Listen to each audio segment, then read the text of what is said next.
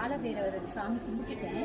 காலபைரவர் எப்படி இருக்காருன்னா அப்படியே வானத்தில் சொர்க்கத்தில் இருக்கிற மாதிரி அதோட மேலே அந்த பெயிண்டிங் ஒர்க்லாம் இருந்துச்சு. அந்த நடுவில் காலபைரவர் 12 ராசிக்கும் 12 படிக்கட்டு, அவங்கவுங்க ராசிக்கு ஏற்ற மாதிரி அந்த படிக்கட்டில் நின்று நல்லா வேண்டிக்கலாம். என் ராசி மேச ராசி, அதனால் நான் ஃபஸ்ட்டு படிக்கட்டில் நின்று நல்லா வேண்டிக்கிட்டேன். உங்கள் எல்லாரும் சேர்த்து நான் வேண்டிக்கிட்டேன்.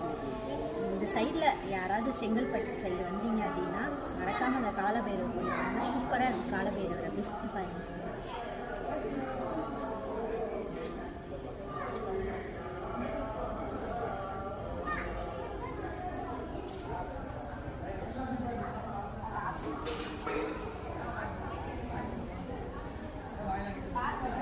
இங்கே பார்த்தீங்கன்னா தட்சிணாமூர்த்திக்குன்னு ஒரு குகை இருக்குங்க. உள்ள அமைதியாக இருக்குது அந்த இடம்.